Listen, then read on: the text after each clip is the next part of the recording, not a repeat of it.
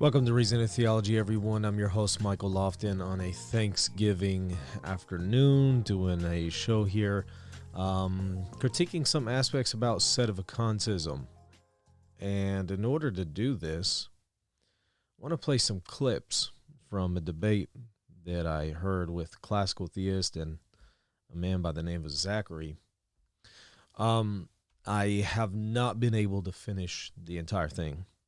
You know, classical theist did fine. It's just more Zachary, and his position is just wanted to bang my head up against the wall after about 2 minutes. So it's very hard to listen to.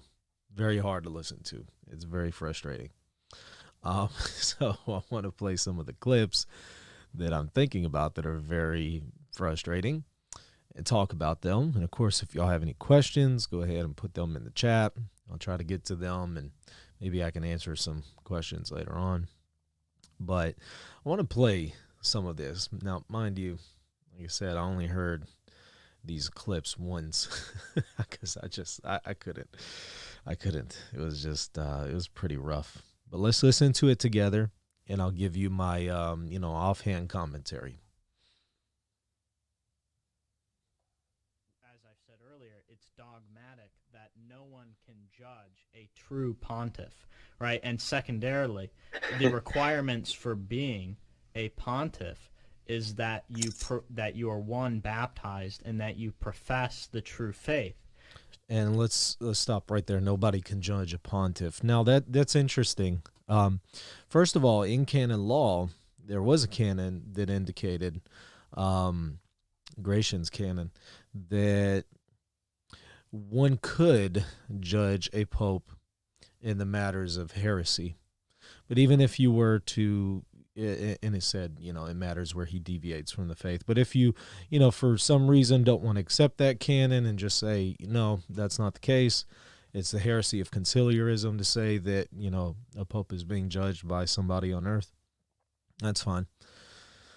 John of St. Thomas and others just simply accounted for it by indicating it's not the church, it's not the council, it's not anybody on earth that judges the Pope.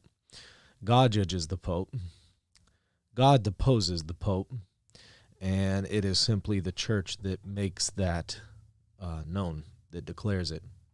So the church doesn't sit in judgment of the Pope. The church is simply separating itself from a heretic and one who God has deemed deposed and God has judged.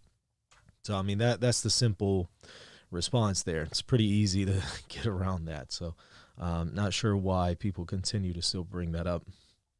That's the true faith.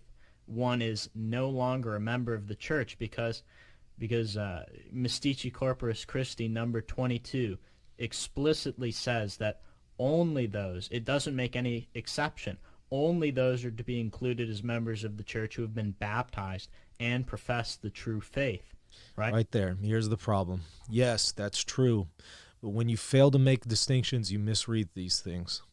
It's talking about formal membership. Yes, those are the conditions for formal membership. Can you have informal membership? Yes, you can without those conditions. Yes. Can you be someone who holds jurisdiction and maybe lose the invisible bonds of charity? Of course. Of course. So this isn't accounting for an instance where somebody has, broken those invisible bonds of Christ due to heresy, due to formal heresy in their heart. It doesn't address the fact, do they still hold jurisdiction? The answer would be yes. Otherwise, you could never know that your bishop, actually has jurisdiction. You could never know because you can't really see what's in the heart. So, I mean, we have to make certain distinctions here, and a lot of people don't, and they just think, well, to be a member of the church is just something external, but there's two different aspects here. There's external bonds of unity and internal bonds of unity. And the external bonds aren't immediately ruptured whenever the internal bonds are. Whenever you engage in heresy, yes, the internal bonds, assuming it's formal heresy, the internal bonds are destroyed, but that doesn't mean the external bonds automatically go, and that's the problem. And this is why it's problematic whenever somebody just comes to a magisterial text and thinks that they can just easily read, their theology into it. And that's the issue here. And that's what's taking place, and that's why I was just banging my head up against the wall, because Zachary, I'm not sure his last name. I don't know anything other than the first name, but Zachary was guilty of this all over the place. Let's listen. Example that you put forward, he's not professing the true faith. And in Satis Cognitum number 15, no one therefore, unless in communion with Peter, can share in his authority, since it is absurd to imagine that he who is outside the church can command in the church. Okay, and those are both, those. Yeah, and what are we talking about outside the church, right? Are we talking about outside formal membership, informal membership? These are discussions that we have to have, and Zachary gives no indication that he's even aware of these distinctions. So, I mean, this is the thing. We have to make sure that we're being nuanced. It's so easy to just simply read our theology into these magisterial texts. It's very similar to how some Protestants engage whenever they read the Bible. They lack nuance. They just read their theology into it, and they think, there you go, that settles it. Paul condemns works. I guess that's it. I guess Catholicism refuted. It's over. He condemns works. This kind of lack of nuance, lack of distinctions, just thinking that you immediately understand what's going on there with what Paul is saying, and you're applying it to, show that Catholicism is wrong, is the same thing going on here with Zachary, reading certain presuppositions and lacking nuance and reading it into the magisterial text. That's the danger here. Are, dogmatic. I don't think they're dogmatic. Oh, they're dogmatic. They're dogmatic. Mystici corporis is dogmatic. Is it? I mean, here's the problem. People throw out these terms like they know what they're talking about, and it's concerning. This is why I think the doctrine, on the magisterium is so important.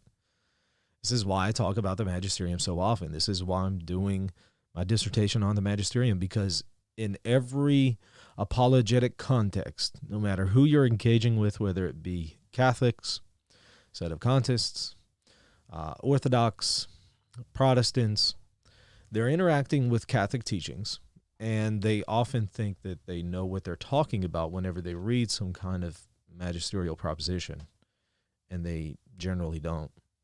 So the magisterium, how to interpret magisterial propositions, things like that, it comes up non-stop. So I just thought, look, this has to be dealt with. This has to be dealt with thoroughly. So what a good topic to, focus on and devote my studies to for the rest of my life. I mean, there's nothing, in my opinion, more immediately pressing if you're going to engage in Catholic apologetics than to know the magisterium, because how are you really going to interpret these documents and say, here's what the Catholic Church does teach, and know you're misunderstanding something? How are you going to do that when you don't understand how to interpret magisterial propositions? So, is it dogmatic?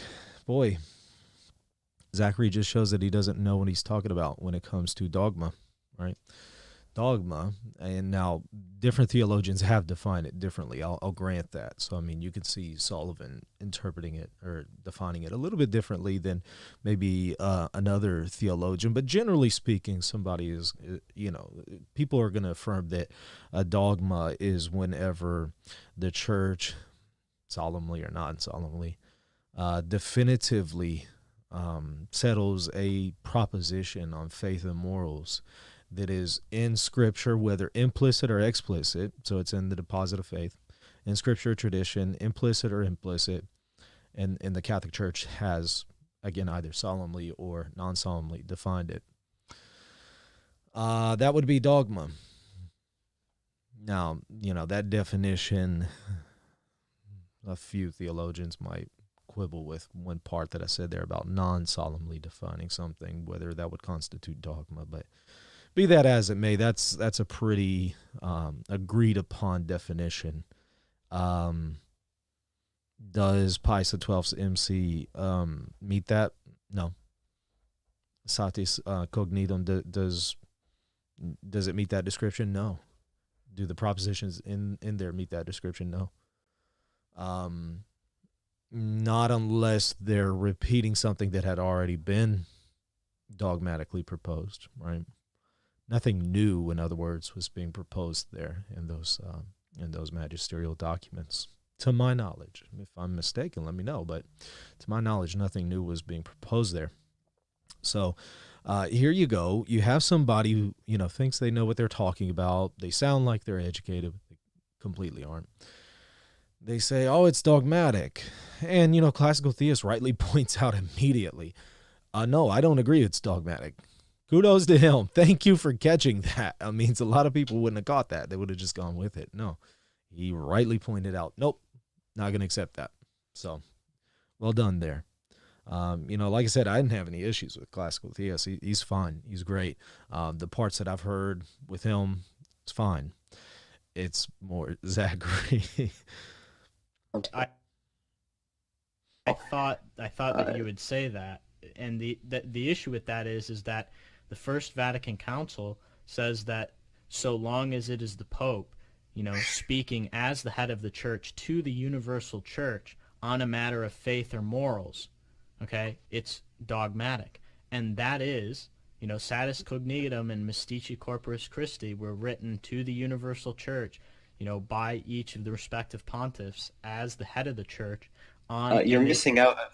You're excluding a very key ingredient in papal infallibility, and that is that he defines as to be definitively believed by the faithful. Well done. Well pointed out, because this is right. He's basically asserting that ex cathedra propositions are anything that a pope teaches on matter of faith and morals. Is that what Vatican I says? Really? Have you ever read the sessions of Vatican I? I don't think he has. I don't even think he's read the relevant section there, session 4. I don't think he has.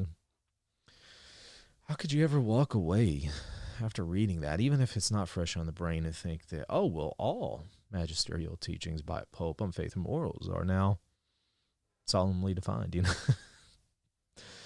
It's sad. It's sad. And so he's rightly pointing that out. Classical theist is rightly pointing that out. Well done. But let's hear the response that Zachary gives that I just wanted to bang my head up against the wall when I heard this. Here it is. The explicit parameters of papal infallibility as outlined in Vatican I don't see how. Yeah, he defines a doctrine concerning faith and morals that has to to be be held by the whole explicit Church. that he's defining. Okay. So then you hold to the position. I mean, what documents then are what's dogmatic then? Well, all of the canons of. And of course, documents aren't generally dogmatic. There are propositions in documents that are dogmatic, right? I don't know of any document that's entirely dogmatic. Like even, Pius XII or, the definition on the Immaculate Conception or the Assumption or something like that, even those, the entire document is not dogmatic. It's only the propositions that they gave there, that they defined, that is dogmatic. But maybe that's just a slip of the tongue. That's fine. Notice what he says here, though. That's one example. Another example is very clearly, goes without saying, the Assumption in the Immaculate Conception. What's the difference? Yeah, and that's fine. But he classical theist is talking about here, the canons in Trent that have anathemas, those are dogmatic. That's partly true. Generally, a theologian's going to agree with, that something as late as Trent, whenever they use a canon and an anathema, that's generally considered dogmatic, but it has to be on a matter of faith and morals, not necessarily discipline. I would have just added that little caveat. But of course, he's speaking off the cuff here, so that doesn't mean he disagrees with that or isn't even aware. It doesn't mean he's not aware of that. It's just I would throw that out. I would add that in there if at all possible, just because there are some things in there that might be not necessarily matters of faith and morals, right? Another thing when it comes to the canons and anathemas, by the way, is that the canon and anathema has to involve something that is either a primary object of infallibility or a secondary object of infallibility. It has to be something, either in the deposit of faith implicitly or explicitly, scripture or tradition, or something intimately bound to it, in order to safeguard it, like a secondary object of infallibility. If it's neither one of those, then even if there's a canon and an anathema there, it doesn't mean it's definitive. So I would add that as well.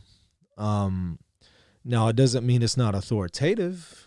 It just doesn't mean it's not definitive. That's all. But let's continue. Let's hear more. And so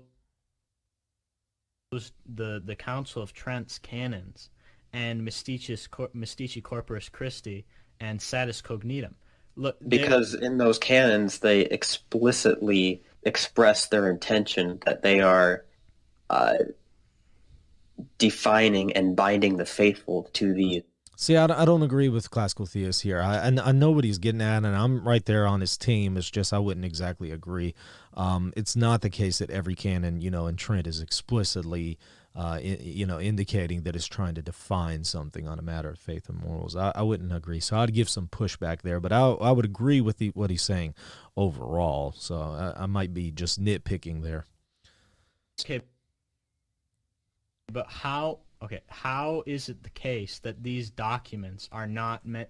How is it that these are being written in a way that is not meant to be binding to all the faithful? I hear this commonly among. All right, so now we have another problem with Zachary. He's asking, MC by Pius the 12th, or Satis Cognitum. He's asking, the teachings there, what is indicating that they're not binding? That's effectively what he's asking. Wait, nobody ever denied that they're not binding. They're binding. That doesn't mean they're definitive. We got to make a distinction between that, right? Something in the ordinary magisterium that's not definitive is still binding to an extent, right? So we got to get our terminology right. Nobody's denying that it's binding. What we're asking is it definitive? And even then, that's fine. I have no problem saying those magisterial propositions in those two-sided documents are binding, because guess what? I don't think that you're interpreting them very properly. So I don't think they defend the Sedevacantist thesis. So we could even claim that they're somehow definitive, which I don't believe they are. But I'm just saying, even for argument's sake, let's claim they're definitive. It still doesn't prove the interpretation and spin that you're putting on it. So that's the problem there.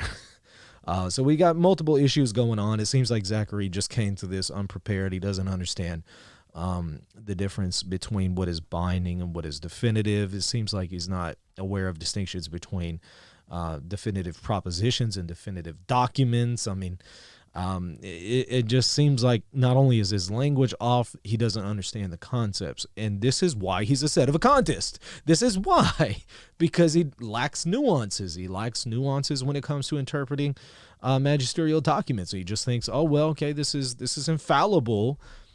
Even though teachings are not infallible, teachings are definitive, and the organ that proposes it is what's infallible. But let's put that distinction to the side and ignore that as well. The problem is he lacks these nuances, and that's why he's Sedevacantist. And this is what I notice with all of the Sedevacantist guys. They lack nuances. They lack distinctions. And these are nuances and distinctions that are essential. And they're distinctions that are magisterial. That's what's disturbing. So, I mean, there's magisterial precedent for these nuances and distinctions, and they lack them. They tend to be sloppy thinkers, lacking nuance, lacking distinction, lacking care. So that's why they end up Sedevacantists, you know. So let's listen to a little bit more. People who hold to the position that you do, which is that either the Novus Ordo, Novus Ordo popes or the popes in previous have to not be speaking ex cathedra to maintain the position that they do. Look, you have to realize there are so many papal proclamations which would not fall under ex cathedra. Like, do you believe that? Yeah, that's the point. That's the point. Yeah, there are a lot of papal magisterial propositions that are not definitive and that are not ex cathedra. Right, of course. That's fine. We don't have a problem with that. I thought everybody knew that, right? Now, that being said, I'm not one of those guys who thinks there's only, 2 instances of papal definitive teachings. I believe what Gasser was saying. There's thousands on thousands of these things. How could he say that?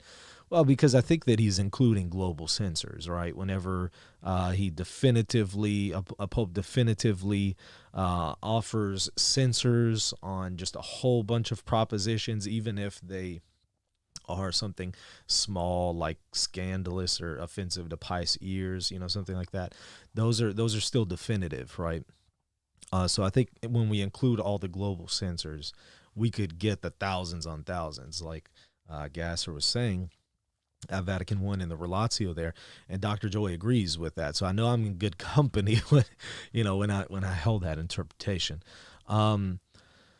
But that being said, yeah, there are still a whole bunch of papal teachings that are authoritative, but are not necessarily definitive. Sure, there's no secret there. I thought we all knew that. Let's move on. And the Judaizing heresy in the Council of Jerusalem, he wasn't speaking ex cathedra then, right?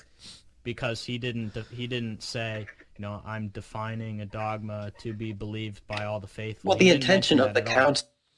Now we're confusing some serious issues, right? Something that an apostle teaches, isn't there a difference between that and what a pope teaches? Yes. Was not Peter inspired in Acts 15? Yeah. Is the Pope inspired when he defines a matter of faith and morals ex cathedra? Nope. He's not inspired. His teaching might be inerrant, but it's not inspired. There's a category distinction here. A fundamental distinction. So even to talk about some kind of ex cathedra teaching with Peter is mixing some serious categories here, and shows that the individual there is not aware of some pretty fundamental distinctions, right? So not a good analogy, but I know he's speaking off the cuff, but still I think we need to address that. That's a really bad analogy.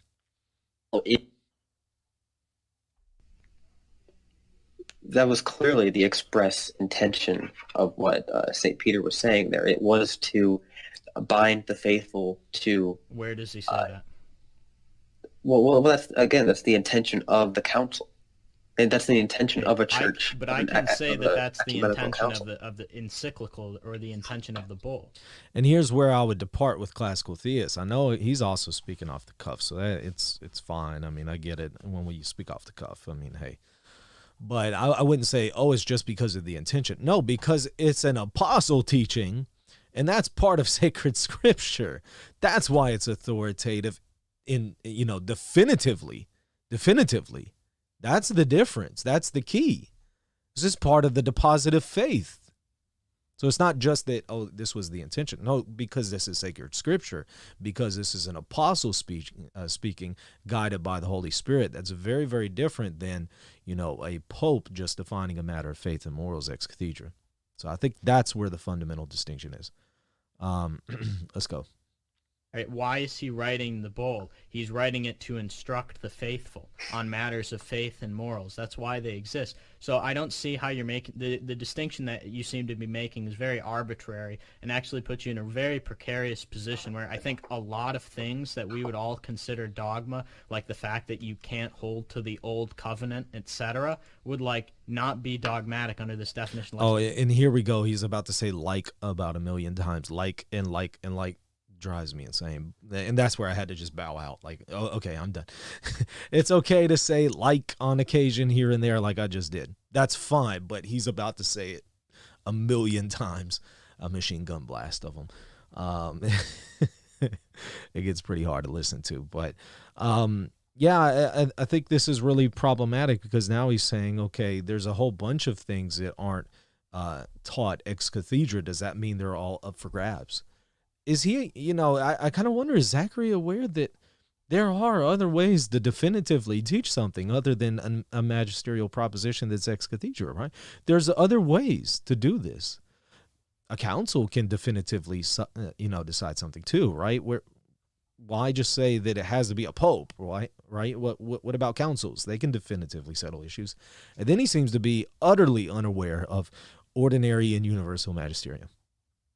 Doesn't that definitively settle in a non-solemn fashion? Doesn't it definitively settle matters of faith and morals? I would say yes, of course. And the magisterium itself has taught that. It seems that he's just utterly unaware of it. And I would say what he just brought up as far as the old covenant being no longer valid, that is definitively settled by the ordinary and universal magisterium. You don't need a papal proposition ex cathedra or a conciliar definition to teach us that. We already know that. It's already taught by the ordinary and universal magisterium, and it's right there in the deposit of faith explicitly. The book of Hebrews, I mean, that's what the book of Hebrews is about. It's explicit. We don't need an ex cathedra proposition. But it seems like unless, in Zachary's eyes, unless it's taught ex cathedra, then it's not settled. It's not definitive, and everything's up for grabs if you adopt this position that you have to take more of a narrow view of what is considered ex cathedra, unless you take this really broad view of what's considered ex cathedra, which he tends to take. So he's basically saying anytime a pope speaks on matters of faith and morals, it's definitively settled. Otherwise, you just end up with all these things up in the air. It just shows utter lack of distinctions, unaware of how the magisterium works, woefully so, scandalously slow. I mean, why do a public debate on this without even being aware of some of these basic things? It's very sad. And so, but I could also see a lot of people listening to this who don't know anything about the magisterium and thinking, oh wow, he has some really good points there. This is the problem. This is the problem of just handing over the scriptures, the magisterial documents to just anyone online and just letting them go at it. This is one of the reasons why there were censors. This is one of the reasons why there was the index, right? This is one of the reasons why popes were against any kind of just indiscriminate use of free speech, right? Because they knew stuff like this would happen. All right, let's listen to just a little bit more. Sure. I'm not even sure if the Council of Trent's canons would what language specifically is required. Like, we also know that we are called not to follow the letter of the law. Like, there isn't we don't have to say abracadabra before a papal pronouncement to make it dogmatic. There isn't a magical keyword.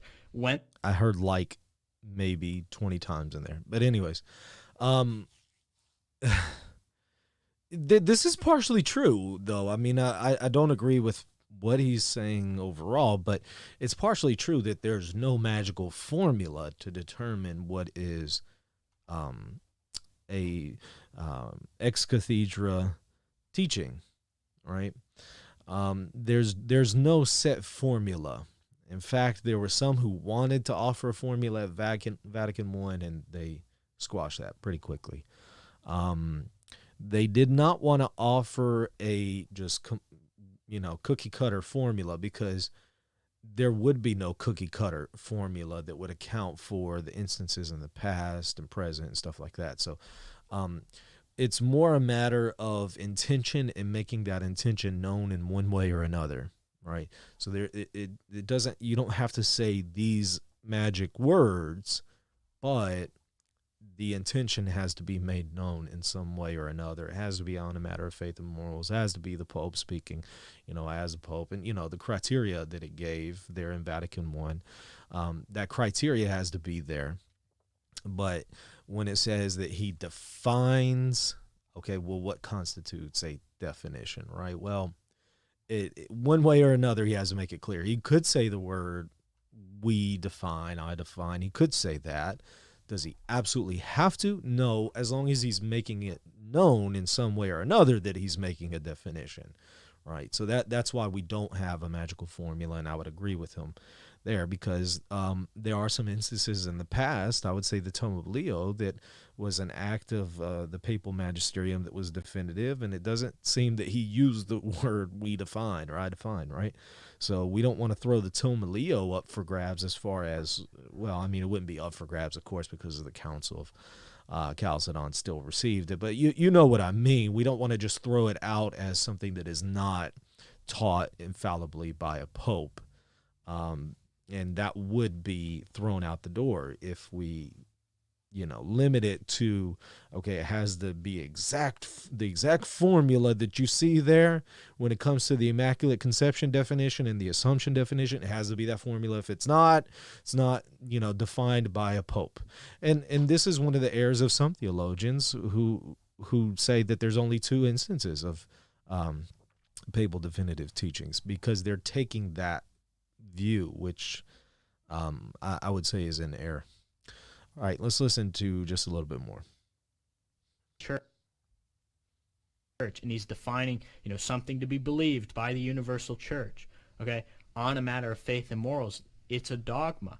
Why else would it be written if it's not? This is a rhetorical question. Why else would it be written and promulgated to the universal church as the head of the universal church if it's not to be believed by the faithful? It's obvious. Oh, I think this is where I bowed out. So many problems there. Just because it's taught universally by a pope and it is to be believed doesn't mean it's definitive, because you can have the ordinary magisterium of the pope teaching something universally in a non-definitive fashion, and yes, you are to believe it. You're to give assent of intellect and will.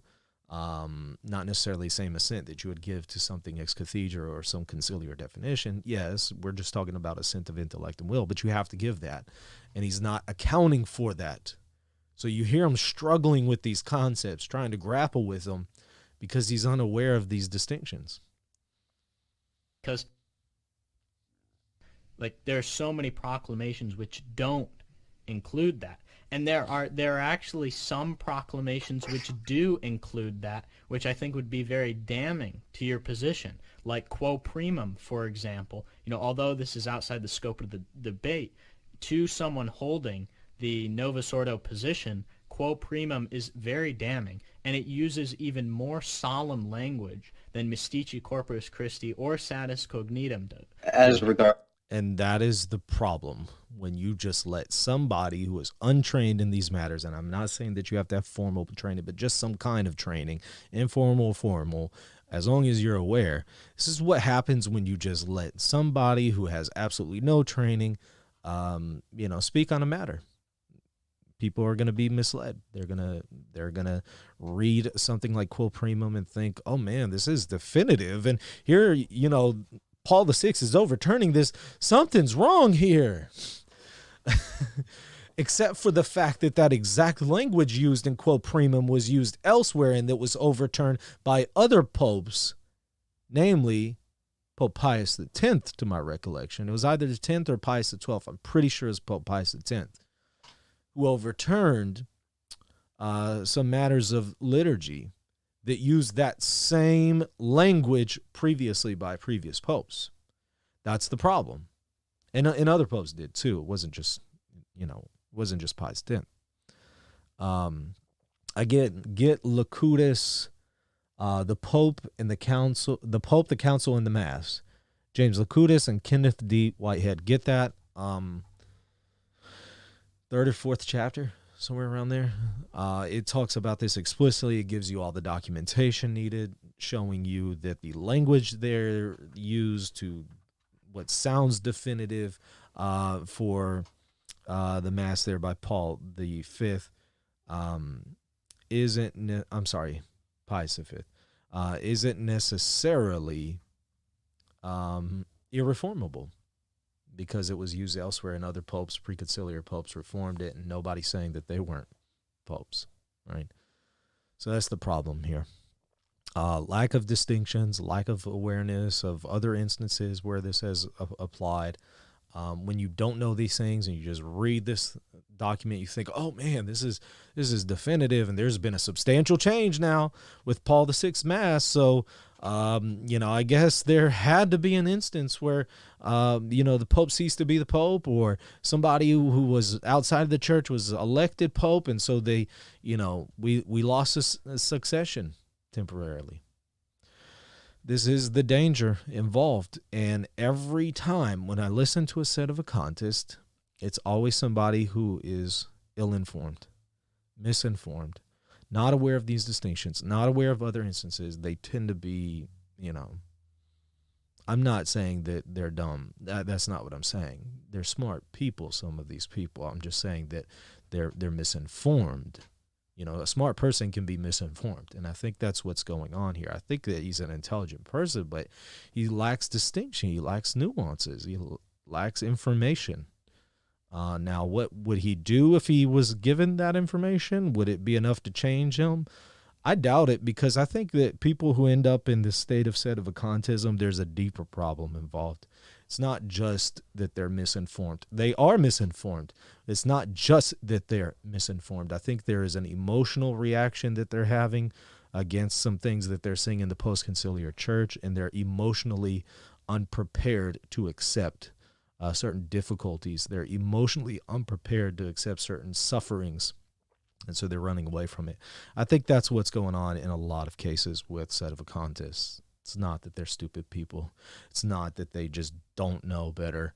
Some of these people are intelligent, and you could then show them the right information, and I guarantee you in the vast majority of instances they're going to remain sedevacantists, not because they're no longer unaware, but because I think they're emotionally unprepared to face the challenges that are involved when it comes to the Novus Ordo and the post-conciliar church. There is some suffering involved there, and a lot of people aren't ready for that in an age of comfort.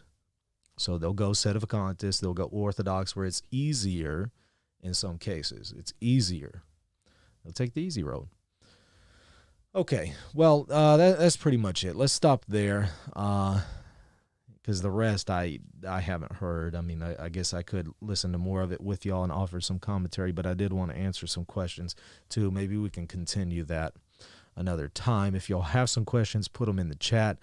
Number is also 1-800-484-3801, 1-800-484-3801 if you want to give me a call. Otherwise, I'll answer a few chat questions and head out. Can you go through the summary of pre-Vatican II documents that teach salvation for those not formally within the church, but implicit, invincible ignorance? Pope Pius IX comes to mind. I think I need to do a whole show on this, but yeah, Pope Pius IX has a couple letters that he made to different groups. I think one of them was to the Archbishop of Munich or something like that. I'd have to go back and look at it, but Pope Pius IX has a couple instances. Pius XII, Pius XII has one instance, and also the Holy Office confirms and interprets that, even though the Holy Office itself was not teaching magisterially, I think it's still a good way to interpret what Pius XII was saying. So I think we could do a whole show on that one. I think that would be fun. Do a whole show on, outside the church there is no salvation, and go over various magisterial propositions just from the patristic age all the way to the present, and talk about how they work with each other. I know I've done that on some shows, bits and pieces here and there, but I think that to do justice to what you're asking we should do a lengthy show on that. Okay, Quoke Fam says Zachary is no longer a Sede. Praise God. Excellent. I'm glad to hear that. And I think I read that in the chat or the commentary of that video, but I don't know if that's true. If y'all can tell me what he is, that'd be great. But yeah, I'm glad to hear that. Again, I'm not saying, Zachary's a bad guy or Zachary just, no, what I'm saying is I'm critiquing his arguments. I think his arguments are pretty problematic, and I think that he was personally unaware of some things. Hopefully he's aware of them now, however. And if he, embraces traditional Catholicism now instead of sedevacantism, wonderful. Sounds like he took that information and then applied it well and isn't fighting up against it internally. That's excellent. Props to him. So I'm trying to see if there's any other questions in the chat. You have to put them to @ReasonandTheology, otherwise I don't know whether it's to me or if it's a comment you're making to somebody else. What is the dogma of the indefectibility of the Church and Catholicism? What does it rule out? Does sedevacantism contradict it? Yeah. So I think one thing that we could talk about is the fact that we see there in Vatican I, it talks about perpetual successors, right? Is it session 4? Pretty sure it's session 4. Chapter 5? Something like that. But that you can just Google it and find it pretty quickly. It's talking about how, and I do believe this part is definitive because I'm quite certain there's an anathema attached to it. But it talks about how there's supposed to be perpetual successors. I think that points to the indefectibility of the church. I think it's at the very least implied there. And we could point to some other things as well, but I think that's a really good one that you could pull out that's very fitting when it comes to this Sedevacantist discussion, because it shows a big flaw in their position. You're supposed to have perpetual successors. We can't have a period of Sedevacantism for 60-something or more years. I mean, that's absurd. 1-2 years, like we've maybe had in the past, I can see, but goodness, I mean, that's a long time. So yeah, I think that would be good to check out. Michael, you should do a show on the infallible safety arguments of Franzilla and B.O. and Fenton. Yep. Eventually we'll do that, and I'll be engaging their material soon. Trying to see if there's anything else. Would you have Bishop Sanborn on the show? Yes. I think somebody already contacted him and invited him on, and he declined. So yeah, I would have him on, but you got to get him to come on.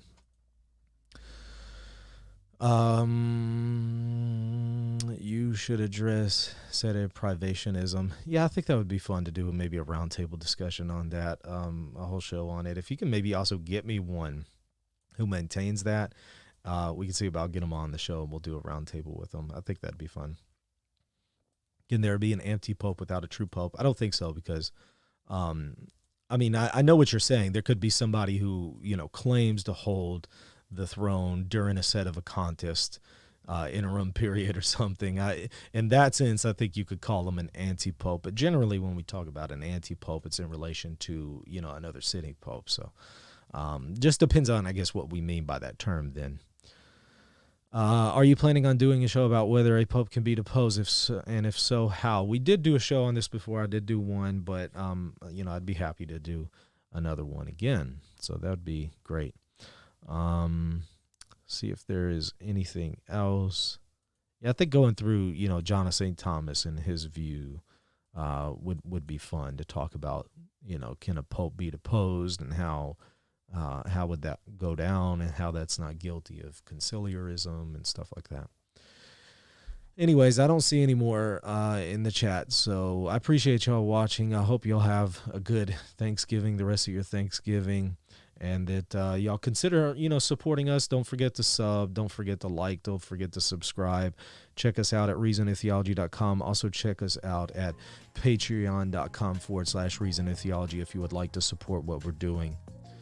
But once again, don't forget to sub and all that good stuff. Share this on your social media. Till next time, God bless.